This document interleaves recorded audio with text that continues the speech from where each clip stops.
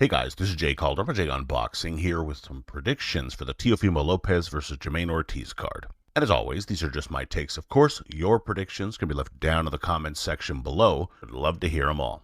But of course, before we get started, please be sure to like, comment, share, subscribe, all that great stuff. Greatly appreciated. It definitely helps out the channel. Now, a little bit of show info here. It'll be headlined by Teofimo Lopez taking on Jamaine Ortiz, and this will be at the MICHELOB Ultra Arena in Las Vegas, Nevada, airing live on ESPN in the junior welterweight division, with Lopez's Ring Magazine World Junior Welterweight title on the line, as well as his WBO Junior Welterweight title. In the featured fight of the evening, you'll also have Keyshawn, a rising prospect turned contender, taking on former titleist Jose Pedraza in the lightweight division with no title on the line. So, as is often the case with the beginning of the year, we have some decent but maybe not massive fights. And Teofimo Lopez defending his 140-pound crown against a contender like Jamaine Ortiz falls right into that sort of category. Is Ortiz a terrible fighter?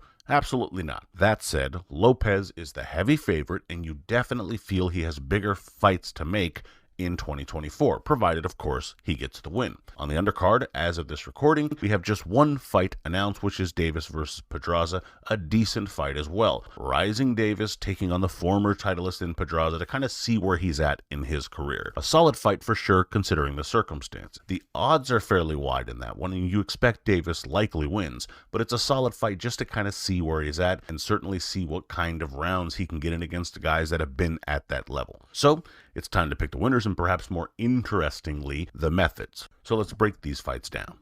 Starting with the main event here, and we'll go with Lopez here. I think Lopez can at times forget to set up his work a bit, especially when he seems to not respect what the opponent is going to be throwing back. While Ortiz is a solid fighter, he might be the type that Lopez thinks he should be able to steamroll, and that shouldn't be what he does in this fight. It's why I think it's important he takes the time to set that work up, especially the counter right hand. The left hook he sweeps across is almost reactionary, and that can work once Ortiz is trying to come in. However, the right hand can be set up, either with feints or the jab. It doesn't matter how, just needs to be set up. Even changing the speed on it, just kind of making it look a little bit different and catch Ortiz off guard. And that leads to the general rule that Lopez should follow, which is that he needs to show overall patience, especially with his shot selection. Again, don't rush your work. Rushing it against a skilled guy and looking to stop him early leads to bad news for Lopez, which he has run into in the past with a Sandor Martin, with a George Kambosos more famously. Instead,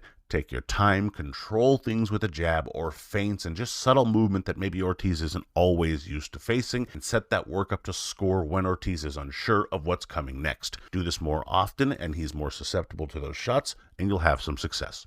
And switching, of course, over to the challenger, for Ortiz to win, he has about an inch or two of reach on Lopez, but it's nothing major. That said, I think he still needs to make it matter in this fight to give himself the best chance. And he can do that by keeping his shots straight and on a line, especially down the middle. And if Lopez is looking to try and lunge in and be that aggressive fighter we've mentioned, those straight shots directly down the pipe are the kind of shots that can catch him off guard and potentially hurt him. Lopez doesn't have a perfect chin. He has been dropped before, and not by heavy-handed fighters for that matter. Ortiz isn't a huge puncher himself, but if he can find that good range and keep Lopez feeling the snap at the end of those shots, especially down the middle, I think he has a really good chance of kind of catching Lopez rushing in and potentially making him pay. At the very least, he's going to respect his pop. It will also make Lopez come up a bit short at times, which will be key for Ortiz as well, as he needs to make his man miss, especially someone like Lopez that feeds off of success and getting into a flow. If you can throw him off rhythm with those longer, quicker shots straight down the middle and he's falling short time and again, it's definitely going to frustrate him. If Ortiz allows Lopez to land too often without having to think about it and not throwing enough and keeping him off of him, it's going to be a trickier fight. He runs the risk of letting Lopez get into that kind of zone, so stay off those straight lines, keep the shots long and down the middle, and use lateral movement to force a reset in the action that might confuse and or frustrate Lopez. And in terms of my pick here, Ortiz might keep this one interesting at times, but I am going with Lopez in this encounter to retain. I think Lopez has to settle into the fight and will need to stay switched on. However, once he has his timing and range down, I think he uses solid movement and quick shots to keep Ortiz on his heels and thus less effective.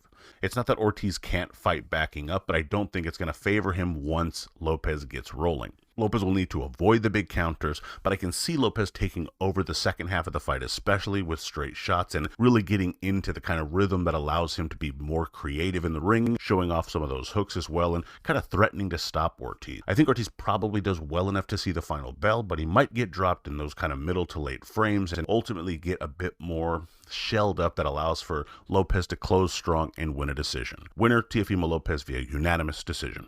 And in the co-featured fight of the evening, as mentioned, we have Davis here we're starting off with. And I think Pedraza is a fighter that likes to come in and let his hands go. He isn't crude by any means, but he's looking to exchange. And as a result of that, you need to throw quick shots if you're Davis, especially that right hand as Pedraza tries to step forward to make him more cautious about stepping in and going to work. He can't just think he has an open pass. Once that right-hand counter and quick right are going, a lot of the other hard shots can get going as well. And of course, you want to set that right hand up at times with that jab. But once that 1-2 are clicking in general, the body attack can get there, the left hand, they all come into play.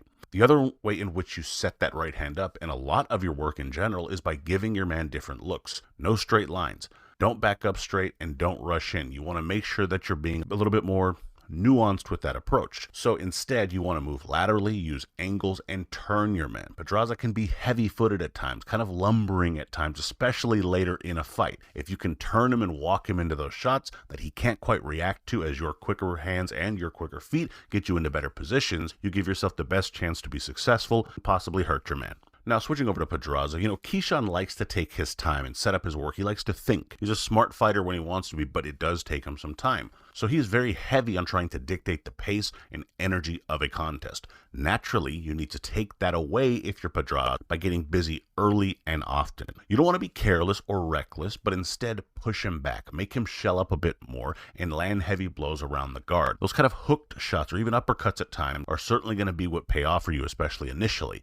Even if you're not landing clean, just be busy and then smother his return work, and you can score any way you can. As long as it's looking effective, it will be effective because he isn't necessarily going to be able to get off all of his best stuff if you can do this consistently. And while you don't want to home in on just one left hand or anything like that, I think the left hand certainly is going to serve you well here. You can switch hit a bit by either stance, but regardless, that left can work from either stance. You just have to know when and how you're throwing it and what might need to change. When you're orthodox, you can throw it as a jab or, of course, as a lead left to kind of line up the other combinations. When southpaw, throw it more as a backhand power shot when you step in to land with some power and then maybe change the fight around. Of course, work can come off the back of that as well. But from either stance, I think the left hand is going to be key for Pedraza. And in terms of my pick here, I think Pedraza is a solid test for Davis, but it's one that I think he passes. I think Pedraza will look to get busy and try to get his hands going. However, Davis will counter well and tame Pedraza as the rounds wear on, especially in those middle frames with right hands. As the fight progresses, Davis will step in more and possibly drop Pedraza.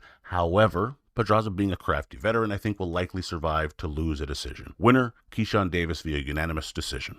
And in terms of the betting odds here, you see them on your screen, of course. In terms of the money lines, I don't see too much here that really kind of piques my interest or curiosity. Maybe the Ortiz line again. Lopez can overlook guys sometimes, can a little less than stellar against some of the competition that you might not think is the best. Given 5-1 odds, maybe there's something that I could see going, but otherwise nothing too specifically interesting there. The line I probably would look at closest is probably the over-under for Lopez Ortiz, which is at a 10.5, and the overs coming in at that -240, the under at the +180. Maybe the under. I mean, basically you're just needing a stoppage in that case, or you're almost getting 2-1 odds, but that's about the only thing that I really see here because, again, you never know. Lopez does have some ability to crack a bit, but in any event, those are your odds.